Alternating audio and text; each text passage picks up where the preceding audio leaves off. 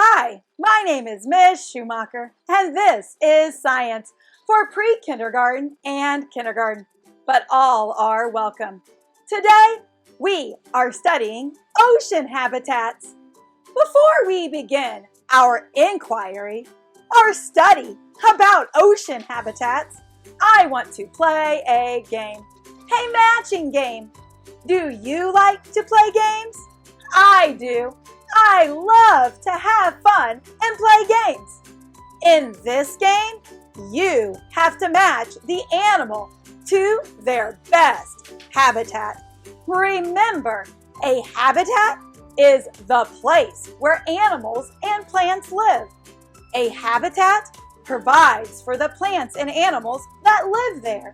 That means that the plants and animals depend on their habitats, or where they live, to stay alive. Are you ready? Let's play. Where are we? What is this habitat? This is a very cold place with Arctic tundra. I do not see green plants here. Do you? Which of these animals would match this habitat? Which of these animals would best survive in this habitat? Did you say the penguin? Or did you think this is the habitat that a flamingo would survive in? That would be silly. A flamingo does not look like it lives here. Look at its bright pink colors. It does not match this tundra at all. This is definitely the habitat of a penguin. Let's play again. Now where are we? What habitat is this? Did you say the forest? I think you are right.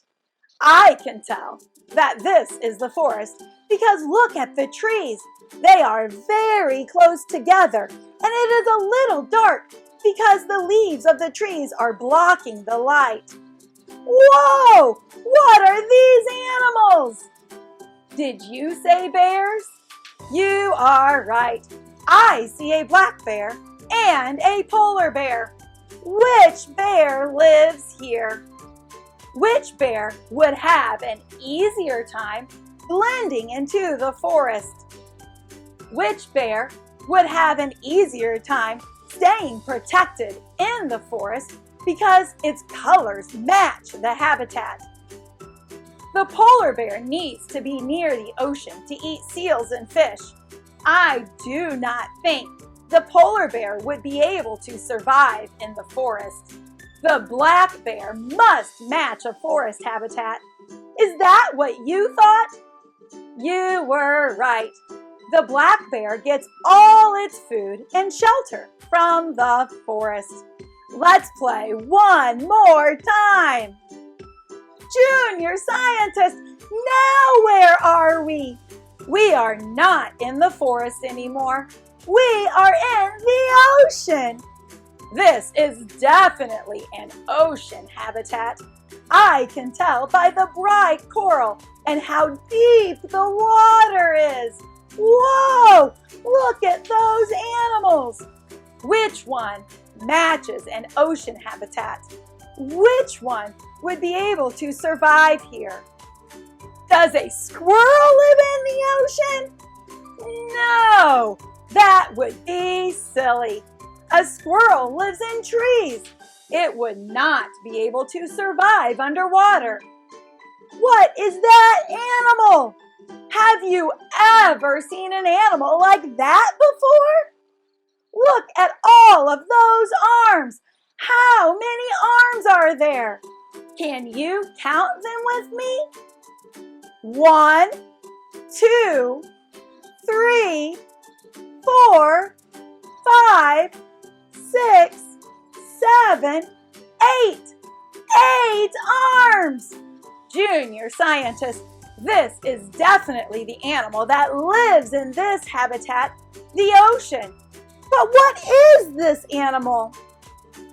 This animal has me thinking about my brain and how it thinks.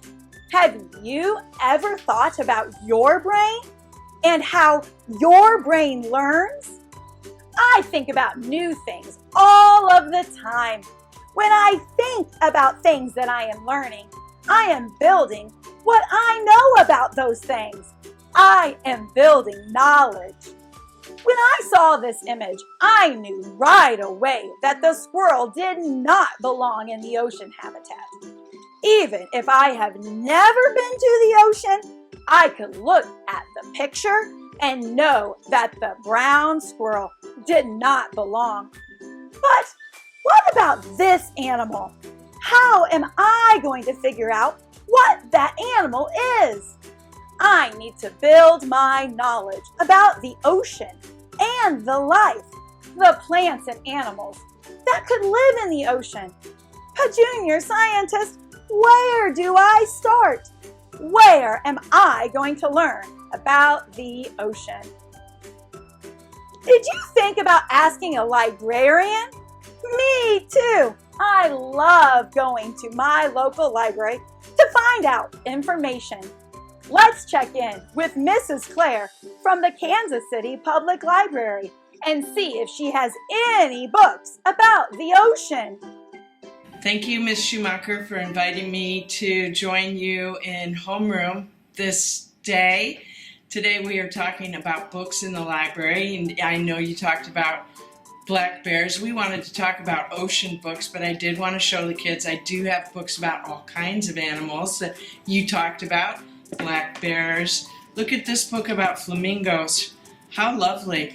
It's got all kinds of photographs in it of flamingos in the wild, and I just wanted to show you I have lots of books like that. I also have a lot of books like this. This one's called At the Beach, and this one is called Whales, and this one is called In the Ocean. All of these books are designed for kids just like you, pre-kindergarten, kindergarten, first grade, whoopie-doopie. So when you come to the library, you can ask for the National Geographic series of books about oceans and critters that swim in the ocean, and we'll have those for you. I also wanted to show you this wonderful book about penguins, because I know Ms. Schumacher talked about those as well.